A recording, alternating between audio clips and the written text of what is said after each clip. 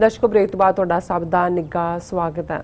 ਸੋ ਹੁਣ ਆਪਾਂ ਜੋ ਅਗਲਾ ਸਾਡਾ ਇਸ਼ੂ ਹੈ ਉਹ ਡਿਸਕਸ ਕਰਨ ਤੋਂ ਪਹਿਲਾਂ ਅਸੀਂ ਆਪਣੇ ਦਰਸ਼ਕਾਂ ਨੂੰ ਦੱਸ ਦਈਏ ਕਿ ਜੋ ਸੈਕੰਡ ਵਾਲਾ ਇਸ਼ੂ ਸੀ ਉਹ ਇਹ ਸੀ ਕਿ ਮੋਦੀ ਨੇ ਜਸਟਨ ਟਰੂਡੋ ਦੀ 2018 ਦੀ ਭਾਰਤ ਫੇਰੀ ਦੌਰਾਨ ਲਿਬਰਲਸ ਦੀ ਮੰਜੀ ਠੋਕੀ। ਟਰੂਡੋ ਦੇ ਸਲਾਹਕਾਰ ਨੇ ਕੀਤਾ ਇੰਕਸ਼ਾਫ।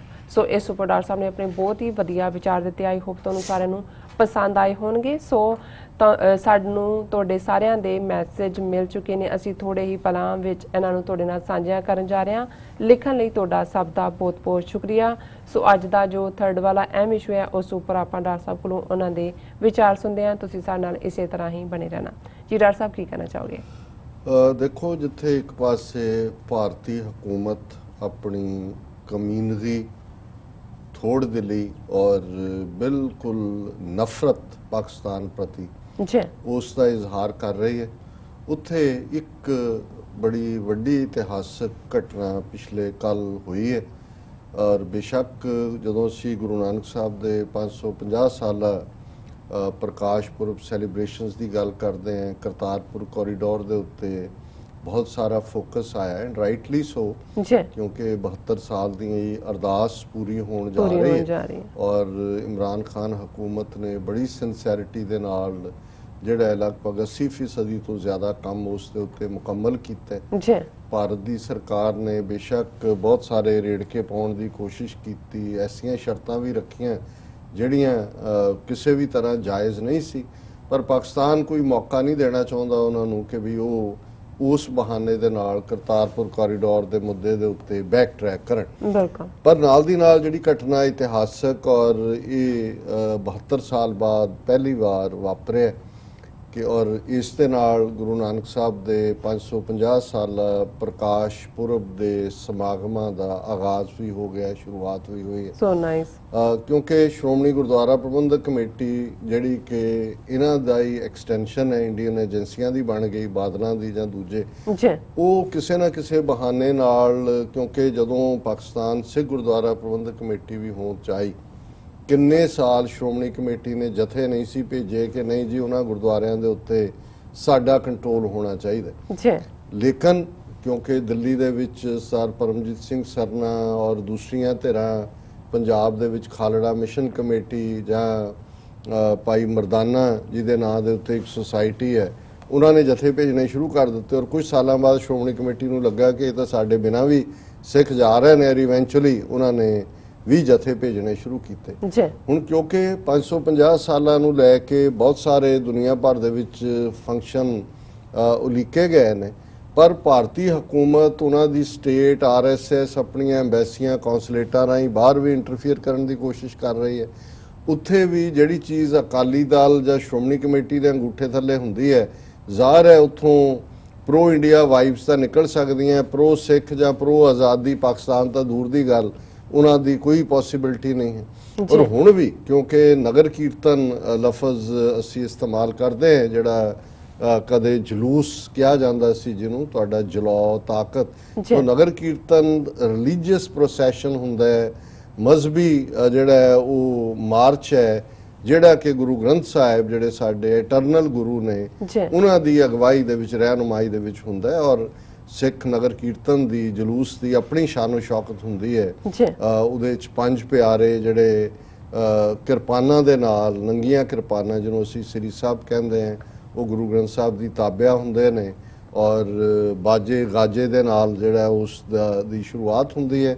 ਔਰ ਗੁਰੂ ਗ੍ਰੰਥ ਸਾਹਿਬ ਦੀ ਪਾਲਕੀ ਨੂੰ ਬੜੇ ਜਿਹੜਾ ਪਿਆਰ ਨਾਲ ਸਜਾਇਆ ਜਾਂਦਾ ਹੈ। ਉਸ ਦੇ ਪਿੱਛੇ ਸੰਗਤਾਂ ਜਿਹੜੀਆਂ ਨੇ ਉਹ ਗੁਰਬਾਣੀ ਸ਼ਬਦ ਗਾਇਨ ਕਰਦੀਆਂ ਜਾਂਦੀਆਂ ਨੇ। ਔਰ ਇਹ ਜਿਹੜੀ ਹੈ ਪਰੰਪਰਾ ਜਾਂ ਸਾਡੀ ਟ੍ਰੈਡੀਸ਼ਨ ਲਗਭਗ 4 ਸਦੀਆਂ ਤੋਂ ਹੀ ਹੈ। ਲੇਕਿਨ ਇਹ ਪਹਿਲੀ ਵਾਰ ਜਿਹੜਾ ਮੈਂ ਕਿਹਾ ਵੀ ਇਤਿਹਾਸ ਰਚਿਆ ਗਿਆ, ਸ਼੍ਰੋਮਣੀ ਕਮੇਟੀ ਇਹ ਦੱਸਣਾ ਚਾਹੁੰਦੀ ਸੀ ਕਿ ਵੀ ਨਹੀਂ, ਸਿੱਖ ਮਾਮਲਿਆਂ ਦੇ ਵਿੱਚ ਔਰ ਗੁਰਦੁਆਰਿਆਂ ਦੇ ਧਾਰਮਿਕ ਸਾਡੀ ਸੁਪਰੇਮੇਸੀ ਹੈ।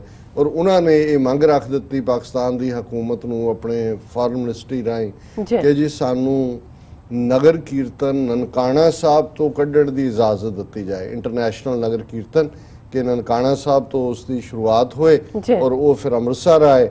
ਔਰ ਉਸ ਤੋਂ ਬਾਅਦ 5 ਤਖਤਾਂ ਦੇ ਉੱਤੇ ਜਾ ਕੇ ਜਿਹੜਾ ਫਾਈਨਲ ਜਦੋਂ ਤੱਕ ਨਵੰਬਰ ਦੇ ਵਿੱਚ ਉਹ ਦਿਨ ਆਣੇ ਸੁਲਤਾਨਪੁਰ ਲੋਧੀ, ਜਿੱਥੇ ਕਿ ਗੁਰੂ ਨਾਨਕ ਸਾਹਿਬ ਨੇ ਜਿਹੜਾ ਆਪਣੀ ਜ਼ਿੰਦਗੀ ਦੇ ਜਿਹੜੇ ਆ ਉਹ ਕਾਫੀ ਵਰੇ ਗੁਜ਼ਾਰੇ, 17-18 ਵਰੇ ਦੀ ਉਮਰ 'ਚੋਂ ਆਏ ਔਰ ਉੱਥੋਂ ਹੀ ਉਦਾਸੀ ਸ਼ੁਰੂ ਕੀਤੀ। ਸ਼ਾਇਦ 13 ਜਾਂ 14 ਸਾਲ ਗੁਰੂ ਸਾਹਿਬ ਉੱਥੇ ਰਹੇ, ਉੱਥੇ ਹੀ ਉਹਨਾਂ ਦਾ ਪਰਿਵਾਰ, ਬੱਚੇ ਜਾਂ ਉਹ ਸਾਰੇ ਦੀ ਸ਼ੁਰੂਆਤ ਹੋਈ। ਹੁਣ ਇਹ ਸਮਝਦੇ ਸੀ ਕਿ ਵੀ ਇਹਦੇ ਨਾਲ, ਕਿਉਂਕਿ ਪਾਕਿਸਤਾਨ ਦੇ ਲਈ ਪਾਕਿਸਤਾਨ ਸਿੱਖ ਗੁਰਦੁਆਰਾ ਪ੍ਰਬੰਧਕ ਕਮੇਟੀ ਔਰ ਦੂਜੀਆਂ ਬਾਡੀਜ਼ ਵੀ ਇਧਰਲੀਆਂ ਨੇ, ਲੇਕਿਨ ਇਹ ਮੈਂ ਸਮਝਦਾ ਹਾਂ ਵੀ ਪਾਕਿਸਤਾਨ ਦੀ ਹਕੂਮਤ ਦੀ ਜਿਹੜੀ ਹੈ ਉਹ ਵਡਿੱਤਨ ਹੈ, ਵੱਡਾਪਨ ਹੈ। ਉਹਨਾਂ ਨੇ ਕਿਹਾ ਜੀ ਕੋਈ ਨਹੀਂ, ਤੁਸੀਂ ਆ ਜਾਓ। ਔਰ 2 ਦਿਨ ਪਹਿਲਾਂ ਹੀ 500 ਸਿੱਖਾਂ ਦਾ ਜਥਾ, ਜਿਨ੍ਹਾਂ ਦੇ ਵਿੱਚ ਅਕਾਲ ਤਖਤ ਦੇ ਜਥੇਦਾਰ, ਸਰਕਾਰੀ ਜਥੇਦਾਰ ਹਰਪ੍ਰੀਤ ਸਿੰਘ, ਸ਼੍ਰੋਮਣੀ ਕਮੇਟੀ ਪ੍ਰਧਾਨ ਲੌਂਗੋਵਾਲ, SGPC ਦਾ ਸਕੱਤਰ ਰੂਪ ਸਿੰਘ, ਹੋਰ ਵੀ ਉਹਨਾਂ ਦਾ ਅਮਲਾ ਫੈਲਾ ਸੀ, ਉਹ ਪਾਕਿਸਤਾਨ ਦੀ ਜਿਹੜੀ ਹੈ ਸਰਹੱਦ ਦੇ ਉਹਨਾਂ ਨੇ ਕ੍ਰਾਸ ਕੀਤਾ। ਔਰ ਜਿਹੜੀਆਂ ਵੀਡੀਓ ਸਾਹਮਣੇ ਆਈਆਂ, ਜਿਵੇਂ ਉਹਨਾਂ ਦਾ ਸਵਾਗਤ ਕੀਤਾ ਉਹਨਾਂ ਨੇ, ਕੱਲੇ ਕੱਲੇ ਦੇ ਗਲ 'ਚ ਗੁਲਾਬ ਦੇ ਫੁੱਲਾਂ ਦੇ ਹਾਰ, ਵੈਲਕਮ।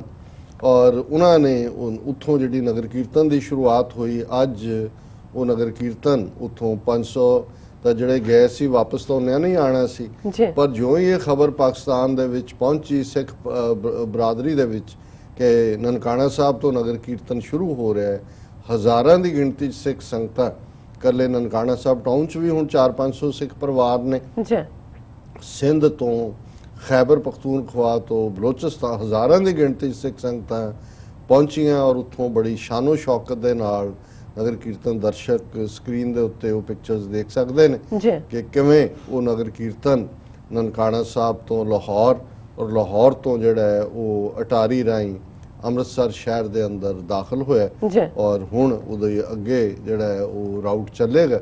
ਪਰ ਮੈਂ ਸਮਝਦਾ ਵੀ ਇਹ ਇੱਕ ਇਤਿਹਾਸਕ ਵਾਕਿਆ ਹੈ। ਪਾਕਿਸਤਾਨ ਦੀ ਹਕੂਮਤ ਸਾਡੀ ਵੱਲੋਂ ਸ਼ੁਕਰਗੁਜ਼ਾਰੀ ਔਰ ਵਧਾਈ ਅਸੀਂ ਕਹਿ ਸਕਦੇ ਹਾਂ, ਅਸੀਂ ਬੇਕਰੀ ਕੌਮ ਹੈ। ਲੇਕਿਨ ਜਿਸ ਹੱਦ ਤੱਕ ਜਾ ਕੇ ਈਵਨ ਇਹ ਜਿਹੜੇ ਐਨਮੀ ਖੈਮੇ ਦੀ ਖੇਡ ਖੇਡਣ ਵਾਲੇ ਨੇ ਉਹਨਾਂ ਨੂੰ ਵੀ ਅਕਮੋਡੇਟ ਕਰ ਰਹੇ ਨੇ, ਕਿਉਂਕਿ ਉਹਨਾਂ ਦੇ ਸਾਹਮਣੇ ਵੱਡੀ ਪਿਕਚਰ ਹੈ। ਉਹ ਇਹ ਦੇਖਦੇ ਨੇ ਕਿ ਭਾਈ ਸਮੁੱਚੀ ਸਿੱਖ ਕੌਮ ਬਾਬੇ ਨਾਨਕ ਦੇ ਨਾਲ ਜੁੜੀ ਹੋਈ ਕੌਮ।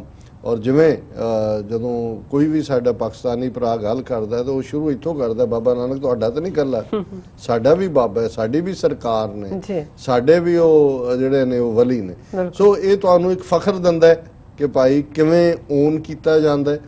ਔਰ ਜ਼ਾਹਰ ਹੈ ਮੈਂ ਉਸ ਦਾ ਮਤਲਬ ਤਾਂ ਨਹੀਂ ਸਮਝ ਸਕਿਆ। ਹਰਪ੍ਰੀਤ ਸਿੰਘ ਜਥੇਦਾਰ ਜਿਹੜਾ ਸਰਕਾਰੀ, ਉਹਨੇ ਟਵੀਟ ਕੀਤਾ ਹੈ ਕਿ ਜੀ ਜਦੋਂ ਨਗਰ ਕੀਰਤਨ ਇਧਰੋਂ ਆਇਆ ਪਾਕਿਸਤਾਨ ਦਾ ਝੰਡਾ ਨਹੀਂ ਸੀ, ਜਾਂ ਉਹਨਾਂ ਨੇ ਸਤਕਾਰ ਦੇ ਵਿੱਚ ਕੀਤਾ, ਭਾਰਤ ਦਾ ਝੰਡਾ ਝੂਲ ਰਿਹਾ ਸੀ। ਹੁਣ ਜ਼ਾਹਰ ਹੈ ਉਹ ਇਹ ਕੀ ਕਹਿਣਾ ਚਾਹੁੰਦਾ ਹੈ। ਜੇ ਤਾਂ ਪਾਕਿਸਤਾਨ ਨੇ ਸੱਚਮੁੱਚ ਹੀ ਕਿ ਜਦੋਂ ਗੁਰੂ ਗ੍ਰੰਥ ਸਾਹਿਬ ਦੇ ਅਦਬ ਦੇ ਥੱਲੇ ਉਹ ਕ੍ਰਾਸ ਕੀਤਾ, ਉਹਨਾਂ ਨੇ ਕੋਈ ਜੈਸਚਰ ਦਿੱਤਾ ਹੈ, ਤੇ ਚਾਹੀਦਾ ਫਿਰ ਇਹ ਸੀ ਕਿ ਇੰਡੀਅਨਸ ਤੋਂ ਵੀ ਇਹ ਰੈਸਿਪਰੋਕੇਟ ਕਰਾਉਂਦੇ ਵੀ ਆਪਣਾ ਝੰਡਾ ਲਾਓ। ਤੇ ਜੇ ਇਹਦੇ ਚ ਕੋਈ ਹੋਰ ਵਿਅੰਗ ਹੈ ਮੈਨੂੰ ਨਹੀਂ ਪਤਾ, ਕਿਉਂਕਿ ਉਹ ਟਵੀਟ ਫੇਸਬੁੱਕ ਦੇ ਉੱਤੇ ਘੁੰਮ ਰਿਹਾ, ਪਰ ਮੈਂ ਸਮਝਦਾ ਹਾਂ ਵੀ ਜਿਸ ਸ਼ਾਨੋ ਸ਼ੌਕਤ ਦੇ ਨਾਲ, ਔਰ ਇਹਨਾਂ ਚ ਤਾਂ ਇੰਨੀ ਵੀ ਕਟਸੀ ਨਹੀਂ ਸੀ ਇਹ ਜਿਹੜੇ ਸਰਕਾਰੀ ਕਿਸਮ ਦੇ ਨੇ ਕਿ ਜੇ ਇਹਨਾਂ ਇੱਕ ਪਹਿਲੀ ਵਾਰ 72 ਸਾਲ ਚ ਇੰਟਰਨੈਸ਼ਨਲੀ ਇਹ ਨਗਰ ਕੀਰਤਨ ਜਾ ਰਿਹਾ, ਤੁਸੀਂ ਪਾਕਿਸਤਾਨੀ ਸਰਕਾਰ ਜਾਂ ਈਵਨ ਪਾਕਿਸਤਾਨੀ ਪੰਜਾਬ ਦੇ ਚੀਫ ਮਿਨਿਸਟਰ ਜਾਂ ਦੂਸਰਿਆਂ ਨੂੰ ਵੀ ਜਿਹੜਾ ਉਹ ਸੱਦਾ ਦਿਓ ਕਿ ਉਹ ਜੁਆਇਨ ਕਰਨ ਉਹਨੂੰ।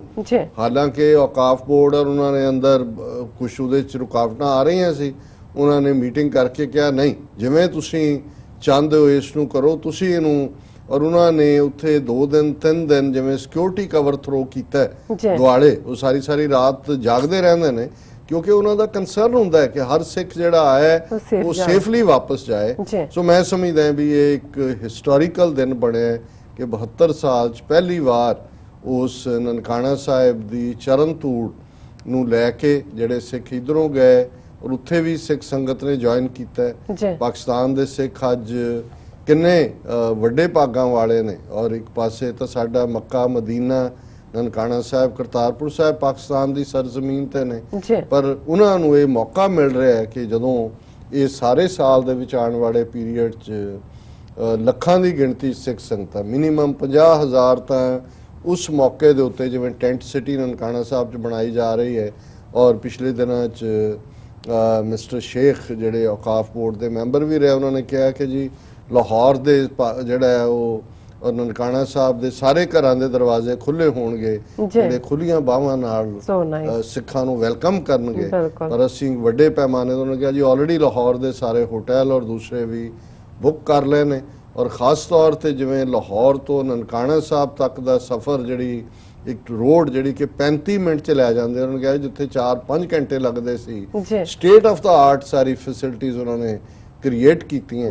ਮੈਂ ਤਾਂ ਸ਼ੁਕਰਗੁਜ਼ਾਰੀ ਤੋਂ ਬਿਨਾਂ ਹੋਰ ਕੀ ਕਹਿ ਸਕਦਾ। ਇਹ ਵੀ ਜੇ ਬਾਬੇ ਨਾਨਕ ਨੇ ਪਾਕਿਸਤਾਨ 'ਚ ਰਹਿਣਾ ਪਸੰਦ ਕੀਤਾ ਤੇ ਇਹਦੇ ਵੀ ਉਹ ਇੱਕ ਮਿਸਟਿਕ ਵੱਡੀ ਖੇਡ ਹੈ ਜਿਹੜੀ ਸਾਨੂੰ ਹੁਣ ਸਮਝ ਆ ਰਹੀ ਹੈ ਕਿ ਸਾਡੀ ਲੀਡਰਸ਼ਿਪ ਤਾਂ ਇਹਨਾਂ ਦੀ ਕੱਛ 'ਚ ਵੜੀ ਔਰ ਦਰਬਾਰ ਸਾਹਿਬ ਤੇ ਟੈਂਕਾਂ ਤੋਪਾਂ ਨਾਲ ਹਮਲਾ ਕਰਨ ਵਾਲੇ ਇਹ, ਤੇ ਪਾਕਿਸਤਾਨ ਨੇ ਘੱਟੋ ਘੱਟ ਉਹ ਸਾਡੇ ਗੁਰਦੁਆਰੇ ਵੀ ਮਹਿਫੂਜ਼ ਰੱਖੇ ਜਿਹੜੇ ਅੱਜ ਇੱਕ ਤੋਂ ਬਾਅਦ ਇੱਕ ਖੁੱਲ ਰਹੇ ਨੇ, ਔਰ ਜਿਵੇਂ ਖੁੱਲੀਆਂ ਬਾਹਾਂ ਦੇ ਨਾਲ ਉਹ ਵੈਲਕਮ ਕਰ ਰਹੇ ਨੇ।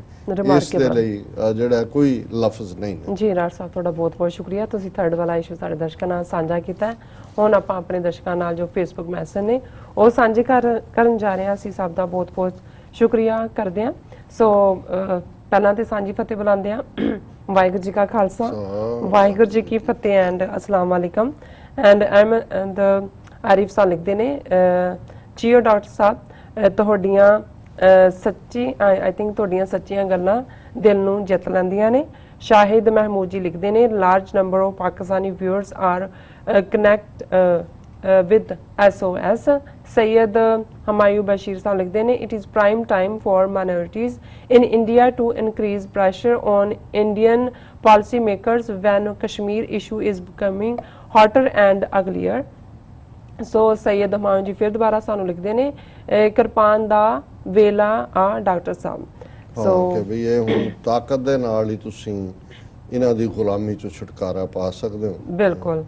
ਐਸਓ ਸੁਰਿੰਦਰ ਜੀ ਯੂਕੇ ਤੋਂ ਲਿਖਦੇ ਨੇ, ਨਨਕਾਣਾ ਸਾਹਿਬ ਤੋਂ ਨਗਰ ਕੀਰਤਨ ਭਾਰਤ ਤੱਕ, ਜਿਸ ਤਰ੍ਹਾਂ ਕਿ ਆਪਾਂ ਜ਼ਿਕਰ ਵੀ ਕੀਤਾ, ਗੁਰੂ ਨਾਨਕ ਸਾਹਿਬ ਦਾ 550 ਸਾਲਾ ਅਰਧ ਸ਼ਤਾਬਦੀ ਜਸ਼ਨਾਂ ਦਾ ਆਗਾਜ਼ ਹੋ ਗਿਆ ਹੈ। 2 ਦਿਨ ਪਹਿਲਾਂ 500 ਸਿੱਖ ਯਾਤਰੂਆਂ ਦਾ ਜਥਾ ਪਾਕਿਸਤਾਨ ਗਿਆ ਸੀ। ਇਸ ਸਿੱਖ ਜਥੇ ਦੁਆਰਾ ਸਜਾਇਆ ਪਹਿਲਾ ਨਗਰ ਕੀਰਤਨ ਸ਼੍ਰੀ ਨਨਕਾਣਾ ਸਾਹਿਬ ਤੋਂ ਆਰੰਭ ਹੋ ਕੇ ਲਾਹੌਰ ਪੁੱਜਿਆ। ਲਾਹੌਰ ਤੋਂ ਇਹ ਨਗਰ ਕੀਰਤਨ ਵਾਗਾ ਸਰਹੱਦ ਰਾਹੀਂ ਭਾਰਤ ਵਿੱਚ ਦਾਖਲ ਹੋਇਆ। ਭਾਰਤ ਵਿੱਚ ਵਾਗਾ ਸਰਹੱਦ ਤੇ ਸਿੱਖ ਸੰਗਤਾਂ ਨੇ ਇਸ ਨਗਰ ਕੀਰਤਨ ਦਾ ਬਹੁਤ ਸ਼ਾਨਦਾਰ ਸਵਾਗਤ ਕੀਤਾ। ਹੁਣ ਇਹ ਨਗਰ ਕੀਰਤਨ 5 ਤਖਤਾਂ ਦੀ ਪਰਿਕਰਮਾ ਕਰੇਗਾ। ਇਸ ਨਗਰ ਕੀਰਤਨ ਦੀ ਸਮਾਪਤੀ ਗੁਰਦੁਆਰਾ ਬੇਰ ਸਾਹਿਬ ਹੋਵੇਗੀ। ਸੋ ਬਾਜ ਸਿੰਘ ਜੀ ਸਾਨੂੰ ਲਿਖਦੇ ਨੇ, ਪਾਕਿਸਤਾਨ ਨੂੰ ਇਹ ਸਮਝਣਾ ਚਾਹੀਦਾ ਹੈ ਕਿ ਭਾਰਤ ਨੂੰ ਆਪਣੇ ਸਿਰ ਤੇ ਨਾ ਬੈਠਣ ਦੇਵੇ। ਭਾਰਤ ਹੁਣ ਪਾਕਿਸਤਾਨ ਦੀਆਂ ਰਗਾਂ ਨੂੰ ਪੈ ਰਿਹਾ ਹੈ। ਚਪੇੜ ਤੇ ਬਹੁਤ ਦੂਰ ਦੀ ਗੱਲ ਹੈ। ਜੇ ਪਾਕਿਸਤਾਨ ਥੋੜੀ ਘੂਰੀ ਵੀ ਭਾਰਤ ਨੂੰ ਵੱਟ ਦੇਵੇ ਤੇ ਇਹ ਪੈਰਾਂ ਵਿੱਚ ਹੋਣਗੇ। ਬਾਜ ਸਿੰਘ ਜੀ ਨੇ ਬਿਲਕੁਲ ਦਰੁਸਤ ਫਰਮਾਇਆ ਕਿ ਇਹ ਈਦਰ ਐਟ ਯੋਰ ਥਰੋਟ ਔਰ ਐਟ ਯੋਰ ਫੀਟ, ਜਾਂ ਤੁਹਾਡੇ ਗਾਲ ਨੂੰ ਸ਼ਾਹ ਰਗ ਨੂੰ ਪੈਂਦੇ ਨੇ ਤੇ ਜਾਂ ਤੁਹਾਡੇ ਪੈਰੀਂ ਪੈਣਗੇ। ਹੁਣ ਇਹਨਾਂ ਦੇ ਪੈਰੀਂ ਪੈਣ ਦਾ ਟਾਈਮ ਹੈ ਜੀ। ਭਾਈ ਗੁਰਮੀਤ ਸਿੰਘ ਬੱਬਰ ਜੀ ਸਾਨੂੰ ਲਿਖਦੇ ਨੇ, ਸਤਿਕਾਰਯੋਗ ਡਾਕਟਰ ਸਾਹਿਬ ਜੀਓ, ਪਲੀਜ਼ ਹੋ ਸਕੇ ਤਾਂ ਪਾਕਿਸਤਾਨ ਗਵਰਨਮੈਂਟ ਨੂੰ ਕਿਉਂਕਿ ਤਾਲਿਬਾਨ ਵਾਲਿਆਂ ਨੂੰ ਇਹ ਕਹਿਣ ਕਿ ਜੇ USA ਨੇ ਅਫਗਾਨਿਸਤਾਨ ਵਿੱਚੋਂ ਸੇਵ ਐਗਜ਼ਿਟ ਲੈਣੀ ਹੈ ਤਾਂ ਪਹਿਲਾਂ ਕਸ਼ਮੀਰ ਦਾ ਮਸਲਾ ਸੋਲਵ ਕਰਨ and remove Indian army from Kashmir Valley and save innocent lives, otherwise referendum करवाया जावे जी। Please save Kashmiris, save humanity on first priority, it is a chance, never miss it, otherwise it's too late to solve Kashmir issue। अकाल सहाय। So भाई गुरमीत सिंह जी ने बिल्कुल ठीक फरमाया कि ultimately ਜਿਹੜਾ ਕਸ਼ਮੀਰ ਦਾ ਮੁੱਦਾ ਇਹ ਬੜਾ ਪ੍ਰਾਈਮ ਮੁੱਦਾ ਹੈ ਇਸ ਵੇਲੇ, ਔਰ ਅਫਗਾਨਿਸਤਾਨ 'ਚ ਨਿਕਲਣ ਤੋਂ ਬਾਅਦ ਵੀ ਜੇ ਕਸ਼ਮੀਰ ਦਾ ਮਸਲਾ ਹੱਲ ਨਹੀਂ ਹੋਏਗਾ ਤੇ ਜਿਹੜੇ ਜੁਝਾਰੂ ਉੱਥੇ ਜੂਝਦੇ ਰਹੇ ਨੇ ਅਮਰੀਕਾ ਦੇ ਖਿਲਾਫ, ਉਹ ਕਸ਼ਮੀਰ 'ਚ ਆ ਜਾਣਗੇ, ਔਰ ਇਹ ਜਿਹੜਾ ਹੈ ਭਾਰਤ ਨੂੰ ਹੀ ਨਹੀਂ ਇੰਟਰਨੈਸ਼ਨਲ ਵਰਲਡ ਨੂੰ ਵੀ ਮਹਿੰਗਾ ਪਏਗਾ। ਔਰ ਸ਼ਾਇਦ ਇਹੀ ਕਾਰਨ ਹੈ ਕਿ ਟਰੰਪ ਨੇ ਜਦੋਂ ਮੀਡੀਏਸ਼ਨ ਦੀ ਗੱਲ ਕੀਤੀ, ਇਹਨਾਂ ਦੇ ਸਾਹਮਣੇ ਵੀ ਵੱਡੀ ਪਿਕਚਰ ਹੈ, ਪਰ ਉਹਨਾਂ ਨੇ ਜਿਸ ਕਿਸਮ ਦੀ ਇਹ ਘਟੀਆ ਹਰਕਤਾਂ ਸ਼ੁਰੂ ਕੀਤੀਆਂ ਨੇ, ਇਹ ਦੱਸਦੇ ਨੇ ਵੀ ਇਹ ਜੁੱਤੀਆਂ ਹੀ ਖਾਣਾ ਜਾਣਦੇ ਨੇ, ਹੋਰ ਇਹਨਾਂ ਦੇ ਪੱਲੇ ਕੁਝ ਨਹੀਂ। ਬਿਲਕੁਲ। ਜਸਵਿੰਦਰ ਸਿੰਘ ਜੀ ਸਾਨੂੰ ਲਿਖਦੇ ਨੇ, ਖਾਲਸਾ ਜ਼ਿੰਦਾਬਾਦ। ਨਵਜੀਤ ਸਿੰਘ ਸਾਨੂੰ ਲਿਖਦੇ ਨੇ, ਸਤਿ ਸ਼੍ਰੀ ਅਕਾਲ। ਬਾਜ ਸਿੰਘ ਫਤਿਹ ਬੁਲਾਉਂਦੇ ਨੇ, ਸਬਦਾਰ ਅਲੀ ਨਾਈਸ ਕਹਿੰਦੇ ਨੇ, ਰਣਜੋਤ ਸਿੰਘ ਵਾਹਿਗੁਰੂ ਜੀ ਕਾ ਖਾਲਸਾ ਵਾਹਿਗੁਰੂ ਜੀ ਕੀ ਫਤਿਹ ਕਹਿੰਦੇ ਨੇ, ਦਰਸ਼ਨ ਸਿੰਘ ਜੀ ਵੀ ਸਾਨੂੰ ਫਤਿਹ ਬੁਲਾਉਂਦੇ ਨੇ, ਸ਼ਾਹਿਦ ਮਹਿਮੂਦ ਕਹਿੰਦੇ ਨੇ ਜੀ ਆਇਆਂ ਨੂੰ, ਉਹਨਾਂ ਨੇ ਲਿਖਿਆ ਕਿ ਅਸੀਂ ਸਾਊਦੀ ਅਰਬੀਆ ਤੋਂ ਹਾਂ। ਸੋ ਸੈयद ਹਮਾਯੂ ਬਾਸ਼ੀਰ ਜੀ ਫਿਰ ਕਹਿੰਦੇ ਨੇ you are very right sir. Ahmed Arif ਲਿਖਦੇ ਨੇ thank you from Rawalpindi Pakistan. Saeed हमाऊ बाशीर जी फिर दोबारा लिखते हैं new political and ethical fronts should be opened. So Shahid Mahmood ji लिखते हैं शुभा, हाँ जी उन्होंने लिखा शब्बा खैर। सो सैयद हमाऊ बाशीर जी लिखते हैं कि good morning from Pakistan. Iftikhar Ali Shah लिखते हैं you are doing a great job for the Sikh nation. Khalistan is a reality. India should accept it before 505th birthday or else it will be too late. So आगे भी Sayyid Humayun Bashir, this hate mongering Hindutva uprising should not be taken lightly. It's better to face it head on sooner than waiting for a grave tragedy. बिल्कुल सईद साहब से ठीक फरमाया।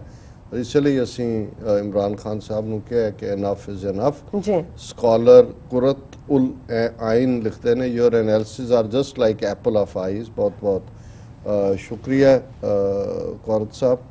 और फिर उन्होंने लिखा Khalistan is a reality and it will appear soon on the world map इंशाल्लाह। जी बहुत शुक्रिया, इंशाल्लाह रब करे कि इवें हुए।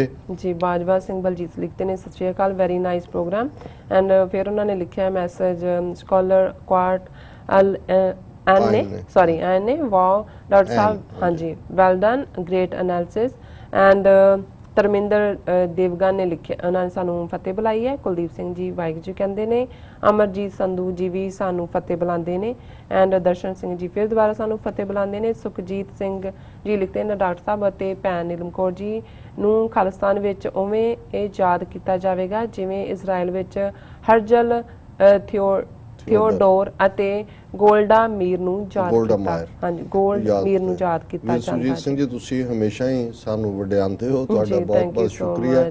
ਅਸੀਂ ਤਾਂ ਇੱਕ ਸਧਾਰਨ ਐਕਟਿਵਿਸਟ ਹੈ ਔਰ ਸਾਡਾ ਜਿੰਨਾ ਕੁ ਸਤਿਗੁਰੂ ਨੇ ਸਾਨੂੰ ਹਿੰਮਤ ਦਿੱਤੀ ਹੈ ਅਸੀਂ ਸਮਝਦੇ ਹਾਂ ਵੀ ਅਲਟੀਮੇਟਲੀ ਸਿੱਖ ਕੌਮ ਇਕੱਠੇ ਹੋ ਕੇ ਹੀ ਆਪਣੇ ਇਸ ਨਿਸ਼ਾਨੇ ਨੂੰ ਹਾਸਲ ਕਰ ਸਕਦੀ ਹੈ ਔਰ ਹਰ ਇੱਕ ਨੂੰ ਹੀ ਆਪਣਾ ਫਰਜ਼ ਪਛਾਣਨ ਦੀ। ਬਿਲਕੁਲ ਨਗਾਰਾ ਪੰਥ ਖਾਲਸਾ ਦੀ ਆਈਡੀ ਤੋਂ ਸਾਨੂੰ ਮੈਸੇਜ ਆਇਆ, ਕਹਿੰਦੇ ਨੇ ਕਿ ਡਾਕਟਰ ਸਾਹਿਬ ਵਾਹਿਗੁਰੂ ਜੀ ਕਾ ਖਾਲਸਾ ਵਾਹਿਗੁਰੂ ਜੀ ਕੀ ਫਤਿਹ। ਮੈਨੂੰ ਸਮਝ ਨਹੀਂ ਆਉਂਦੀ ਕਿ ਮਨੂਵਾਦੀਆਂ ਦਾ ਲਾਗੀ ਮੋਦੀ ਹਰ ਦੇਸ਼ ਵਿੱਚ ਜਦੋਂ ਜਾਂਦਾ ਇੱਕ ਗੀਤਾ ਕੱਛੇ ਮਾਰ ਲੈ ਜਾਂਦਾ, ਦੂਜਾ ਪਾਕਿਸਤਾਨ ਅੱਤਵਾਦੀ ਦਾ ਪਨਾਹਗੀਰ ਦੀ ਦੁਹਾਈ, ਤੀਜਾ ਜਾਗਦੇ ਜ਼ਮੀਰ ਵਾਲੇ ਸਿੱਖਾਂ ਦਾ ਡੋਜ਼ੀਅਰ ਦੇ ਦਿੰਦਾ। ਇਹਨਾਂ ਝੂਠ ਦੇ ਪੁਜਾਰੀ ਨੇ ਪਾਕਿਸਤਾਨ ਦੇ ਵਿਚਲੇ ਧਾਰਮਿਕ ਸੰਸਥਾ ਨੂੰ ਵੀ ਅੰਤਰਰਾਸ਼ਟਰੀ ਬਣਾ ਦਿੱਤਾ। ਦੂਜੇ ਪਾਸੇ ਪਾਕਿਸਤਾਨ ਨੇ ਸਮਝੌਤਾ ਐਕਸਪ੍ਰੈਸ ਅਜਮੇਰ ਸ਼ਰੀਫ ਮਾਲੇਗਾਉਂ ਦੇ ਅੱਤਵਾਦੀ ਜਿਨ੍ਹਾਂ ਖਿਲਾਫ ਸਾਰੇ ਸਬੂਤ ਜਾਂਚ ਏਜੰਸੀਆਂ ਨੇ ਦਿੱਤੇ, ਕਦੇ ਪਾਕਿਸਤਾਨ ਨੇ ਇਹਨਾਂ ਦੀ ਮੰਗ ਨਹੀਂ ਕੀਤੀ ਐਕਸਟ੍ਰਾਡਾਈਟ ਕਰਨ ਦੀ, ਜਾਂ ਕਿਉਂ ਨਹੀਂ ਇਹਨਾਂ ਨੂੰ ਅੰਤਰਰਾਸ਼ਟਰੀ ਅੱਤਵਾਦੀ ਐਲਾਨ ਲਈ ਦਬਾਅ ਪਾਉਂਦੇ, ਜਦੋਂ ਕਿ ਕਿੰਨੇ ਪਾਕਿਸਤਾਨ ਨਾਗਰਿਕ ਮਾਰੇ। ਇਹ ਤਾਂ ਝੂਠੇ ਇੱਕ ਝੂਠ 1000 ਵਾਰ ਬੋਲਦੇ ਫਿਰ ਉਸ ਝੂਠ ਲਈ ਹੋਰ ਹਜ਼ਾਰਾਂ ਝੂਠ ਬੋਲਦੇ ਨੇ। ਪਰ ਇਹਨਾਂ ਪਾਕਿਸਤਾਨ ਵਾਲੇ ਇਹਨਾਂ ਕਾਲੀ ਕਰਤੂਤਾਂ ਕਿਉਂ ਨਹੀਂ ਦੱਸਦੇ? ਹੈਰਾਨੀ ਹੈ। ਨਾਲੇ ਇਹ ਜਾਗਰੂਕਤਾ ਜੁਗਾਂਤਰਾਂ ਤੋਂ ਬੇਈਮਾਨ ਨੇ। ਇਹਨਾਂ ਨੇ ਬਿਨਾਂ ਧੋਖੇ ਤੇ ਫਰੇਬੀ ਤੋਂ ਕੁਝ ਨਹੀਂ ਦੇਣਾ। ਇਹਨਾਂ ਨਾਲ ਗੱਲ ਕਰਨ ਦੀ ਪੇਸ਼ਕਸ਼ ਛੱਡੋ। ਵਾਹਿਗੁਰੂ ਜੀ ਕਾ ਖਾਲਸਾ ਵਾਹਿਗੁਰੂ ਜੀ ਕੀ ਨਗਾਰਾ ਪੰਥ ਖਾਲਸਾ ਵਾਕਈ ਉਹਨਾਂ ਨੇ ਠੀਕ ਨਗਾਰਾ ਵਜਾਇਆ ਕਿ ਬੇਈਮਾਨ ਨੇ ਬੇਈਮਾਨ ਰਹਿਣਾ। ਬਿਲਕੁਲ ਕੁੱਤੇ ਦੀ ਪੂੰਛ 12 ਸਾਲ ਬੋਤਲ ਚ ਪਾ ਕੇ ਰੱਖੋ, ਵਿੰਗੀ ਦੀ ਵਿੰਗੀ ਨਿਕਲਣੀ ਹੈ। ਔਰ ਪਾਕਿਸਤਾਨ ਨੂੰ ਬਜਾਏ ਕਿ ਹੁਣ ਇਹ ਬਹੁਤ ਅਮਨ ਦੀ ਗੱਲ ਕਰਨ ਦੇ ਐਗਰੈਸਿਵਲੀ ਇਹਨਾਂ ਨੂੰ ਇੰਟਰਨੈਸ਼ਨਲ ਪਲੇਟਫਾਰਮ ਤੇ ਐਕਸਪੋਜ਼ ਕਰਨਾ ਚਾਹੀਦਾ। ਔਰ ਉਹਨਾਂ ਨੇ ਬਿਲਕੁਲ ਠੀਕ ਮਾਲੇਗਾਉਂ ਧਮਾਕੇ ਹੋਣ, ਸਮਝੌਤਾ ਐਕਸਪ੍ਰੈਸ ਹੋਏ, ਕੁਲਭੂਸ਼ਣ ਯਾਦਵ ਹੋਏ, ਜਿਸ ਕਿਸਮ ਦੀ ਇਹ ਦਹਿਸ਼ਤਗਰਦੀ ਇਹਨਾਂ ਨੇ ਪਾਕਿਸਤਾਨ ਤੋੜਿਆ ਦੋ ਹਿੱਸਿਆਂ ਜੋ ਅੱਜ ਵੀ ਕਰ ਰਹੇ ਨੇ, ਪਾਕਿਸਤਾਨ ਨੂੰ ਐਗਰੈਸਿਵਲੀ ਇਹਨਾਂ ਨੂੰ ਐਕਸਪੋਜ਼ ਕਰਨ ਦੀ ਲੋੜ ਹੈ। ਬਿਲਕੁਲ ਡਾਕਟਰ ਸਾਹਿਬ ਹੁਣ ਆਪਾਂ ਇੱਥੇ ਬ੍ਰੇਕ ਲੈਣੇ ਆ। ਵਿਊਅਰਸ ਤੁਸੀਂ ਸਾਨੂੰ ਇਸ ਤਰ੍ਹਾਂ ਬਣੇ ਨਾਲ ਮਿਲਦੇ ਆ ਛੋਟੇ ਜਿਹੇ ਬ੍ਰੇਕ ਤੋਂ ਬਾਅਦ।